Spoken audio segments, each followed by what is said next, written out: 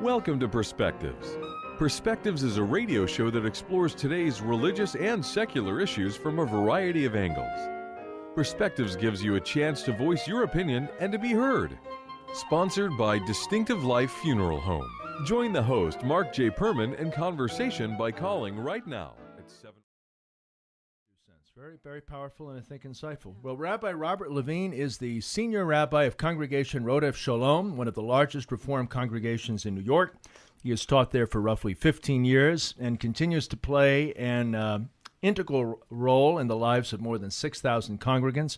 Rabbi Levine first garnered media attention in 2004 when he participated in an advanced screening panel for Mel Gibson's Passion of the Christ, comprised of prominent New York religious leaders at the behest of the New York Post. After the interview with the Post, he went on to express his outrage on a number of different programs, saying that the movie was stereotypically anti-Semitic. We're having him on specifically to talk about his book, which inspired me and made me think on a lot of levels. It's called There Is No Messiah and You're It. There is no Messiah and You're It. The stunning transformation of Judaism's most provocative ideas. Welcome, Rabbi. It's great to be here. I didn't realize I'd be on the penultimate show, so I'm very honored, and I wish you all the best on the next chapter. But by the way, I've been here, believe it or not, I've been in this congregation 25 years. Oh, so this was old. Yeah, 25 years, sir. They did tell me if you were a really great guest, the show might continue, if you can manage to salvage it. So I'm going to do my best for rating. Well, it's a lot of pressure, but, you know. I know. So what inspired the book, There Is No Messiah and You're It? And explain, of course, the title, the sort of, is it oxymoron or whatever you want to call it, dichotomy? Go ahead. Well, first of all, I was impressed with the fact that there is such an the idea of the Messiah, which began thousands of years ago, and we are still wrestling. I mean, the Lubavitcher Hasidim wrestling is the Rebbe the Messiah. This is an idea that takes hold and will not let go. And if you stop and think about it, ours is a religion. Christianity is a religion with a strong, powerful God who enters into a relationship with people. So if there is a God and God does wondrous miracles and redemptions throughout history, why do we need the Messiah? So, the Messiah seems almost superfluous and ancillary. So I thought, you know what, let me examine this idea throughout history. And I saw how much the idea changed. The word Messiah or Mashiach, the anointed one, clearly referred to a regular human being, maybe a prophet. And then later on, of course, it took on supernatural dimensions.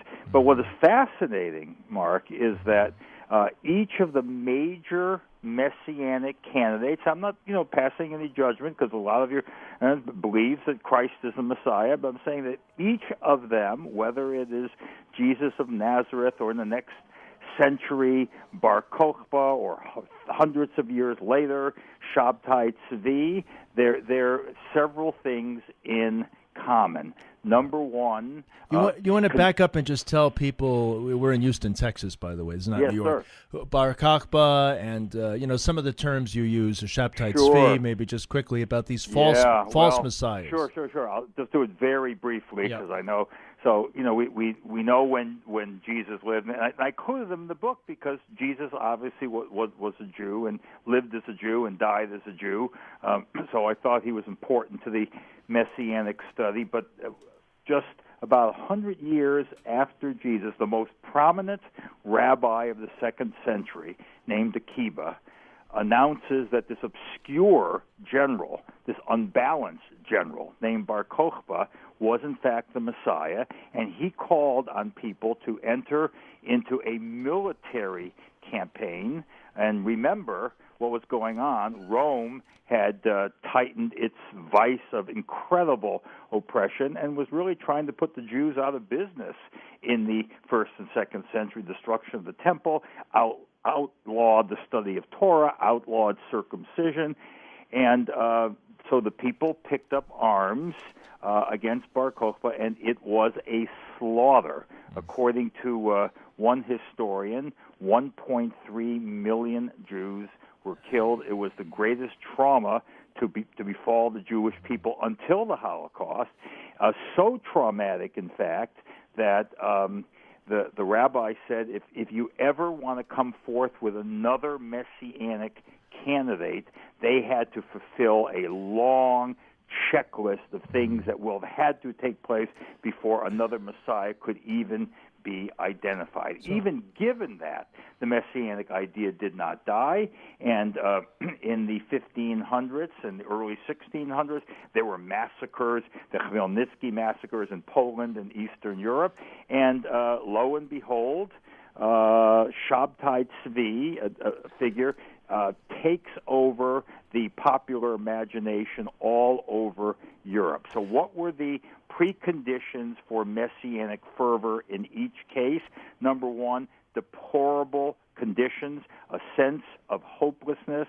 Number two, a character with the charisma and the savvy to sell messianism. There could be change. I am the change. And third, interestingly enough, there was always somebody, I'm putting this baldly, but you understand, who spins it properly, somebody who's in control of the campaign. These, Mark, are political campaigns. So Jesus had Paul. Paul really told Jesus' story. So why is Jesus the most successful, the one who breaks through, who has the best PR, if you will? Paul comes, 100 years later, yes. The Gospels and so forth. Why did his message stick and resonate, whereas the others fell and nobody outside of the Jewish community knows Shabtai Tzvi? My answer, of course, this is it depends on who you ask. So some would say how compelling is the message and the figure, but you also have to remember that there was quickly the marriage between the church and this new idea. So all of a sudden it became not only fashionable but necessary. I mean, if you think about it, Jews were permitted, like the early Christians, were permitted to proselytize, and at one point 10% of the Roman Empire was Jewish. But at a certain point, the Christianity becomes the state religion, and Jews were not permitted to proselytize anymore, so their numbers lessened, and Christianity grew as an organ of the state, and I think it just caught on in the popular imagination. So let's talk a little bit about your message, which, if I understand it correctly, is that we have to look in the mirror and see that messianic potential within each one of us to transform and make the world better. Yes, exactly. So here's what I would say. I would say that over time, and you know, and many of your listeners know, that we sit down with the Passover Seder and we talk about the degradation of slavery, and then as the Seder progresses, we turn to the hopeful message of the future, and we open the door for Elijah the prophet. Now, Elijah the prophet, according to the Hebrew Bible, is going to come back as a precursor to the coming of the Messiah. We open the door, we sing a lovely song, and we hope that Elijah appears and the Messiah will follow. And I said to myself, waiting for the Messiah, waiting for somebody to swoop in and make everything better is passive activity. To sit and wait for something is not the way the original idea of the Anointed One of God was to be. The Anointed One of God, the original Mashiach, enters into a covenant with God, and together we have the responsibility of making the world better. Judaism, as well as Christianity, as well as Islam, believes that people cannot sit back and just wait for God to do everything, that we are the anointed ones who enter into that partnership to make the world better, thinking that God can do it alone, somebody can swoop in and make our life better, which I think makes some of the the political overtones of the campaign, as you were discussing earlier, Yeah. a little bit dangerous, So because the idea that they can swoop in, they won't tell you how, they're just going to swoop in and make everything better. So is kind of a difficult thing to. I mean, because let's talk about that. Not only how is that person going to do it, but what's my role? Yeah. What do I have to do? So let's talk a little bit about that. So is there some of these overtones for you, and is it the frightening part of this kind of charismatic figure that people are seeing as sort of a sort of political savior, not a religious one, but who's going to come in and, as you said, has the somehow the insight, the wisdom, because he is so rich and anointed by some kind of gift that he possesses, that he will be transformative. So do you see overtones of that messianic idea? Well, there can be, because there have been a lot of false messiahs over the course of time. Now, listen, there are many people. I mean, I don't think we can compare the United States of America to Rome or to other, not where oppression was terrible. But obviously, what we now know, if we haven't known before, is there are many people who are frightened. In New York City, where I live, Mark, 1 out of 4 children is hungry, and the family doesn't have enough food. We're not talking about living well. We're talking about frightening poverty, and that is true all over the place. So let's stipulate that there's a lot of desperation all over the place. And Mr. Trump has realized that, and you have to give him credit for realizing that. But of course, the question is, you're playing in the political sphere. I think that it is irresponsible for somebody to say it's just going to be great. I'm going to make everything better. The question is, how do you play in the political process? How do you do this? What are your particular programs? And by the way, what is my responsibility as a citizen to participate in that? What's my role in all of this? And to the extent that those things don't take place, I think it's frightening. Because you have what every president realizes. You get to Washington, you have to work within this stifling political process. So over-promising that everything is going to be fine and rosy, morning in America again, just because I'm being elected and I'm terrific and look at how much money I made, therefore I should be president, I think is not enough. So my guest is Rabbi Robert Levine, who wrote the book called There Is No Messiah and You're It. Before I ask Dawn ask a question, I have one question to ask you, because a section of the book really moved me and inspired me, and that was the example of the woman who was afflicted with drug abuse, and she was on she said her last really a moment, and she was contemplating suicide, and lo and behold, a friend showed up at her door who felt compelled to drive an hour and a half to see her because she had a sense that she needed to. So there's a message in there. Why don't you talk a little bit about the spiritual message?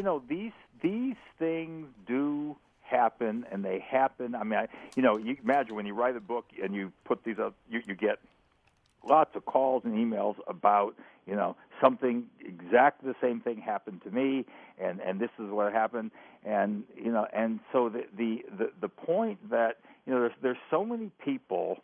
Whether it is drug addiction, whether it is depression, so many people know people who are really in crisis, and you don't know what to do. And this was an example of somebody just putting herself out there, and that's the point. Everybody can be a Messiah. We can't save the world, but you can save another human being. There's always something you could do, and I'm a big believer in the fact that we were created by God for a purpose. Everybody, there's a purpose for your life, and you need to find it. You need to dig inside. You need to look around you. Excellent. And when you find that purpose, I mean, you are incredibly fulfilled. Excellent. Right. Dawn, question? Yeah, I had a question for you, Hi, Rabbi. Dawn. Hi. I've seen like the theme, like in looking at your book of Tikkun Olam that comes through the book.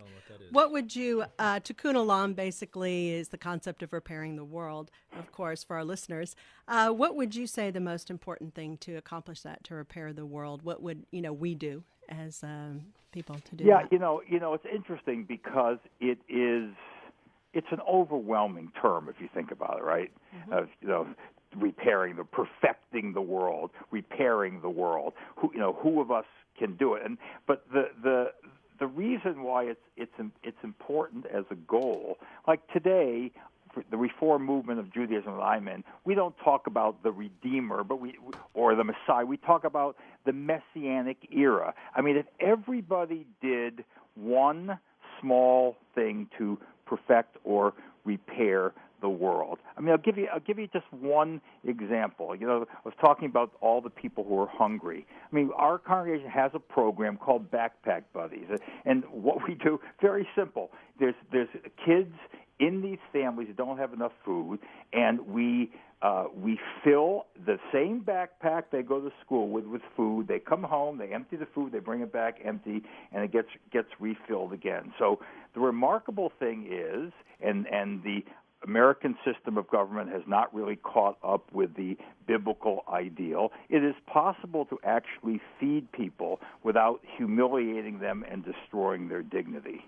And so that's an example of so you're not repairing the world, you are feeding a family and giving hope to these kids and allowing them to help their families and to be big shots in their families without having to walk into school and announcing to people, I'm poor, I need this food. Nobody has to know. Wonderful. So anybody who's interested in this book, There's No Messiah and You're It, The Stunning Transformation of Judaism's Most Provocative Idea, or I believe this is your book too, What God Can Do for You Now, for yes, seekers that who was want my to believe. next book. And Where Are You When I Need You? Befriending God When Life Hurts. How can people order your books or see something about them or study more some of your writings? Well, I always assume they're available on Amazon. Okay. And perhaps on your website some teachings or some what we call Divrei Torah or sermons and so forth to hear. You've been in one congregation for a long time, which many of us know is a true blessing and not the norm these days. So it's a great congregation, and it's a very fulfilling life, as we both know. Absolutely. Rabbi, thank you so much for joining us. Best Rabbi of Robert luck Levine. Best of luck to you and you. your listeners. Thank you very much. All Thank right. you for Thank you. sharing this with Good us. night, Really Dawn. appreciate Enjoyed it. it. We're here on AM1070, The Answer. We will return. We have a brief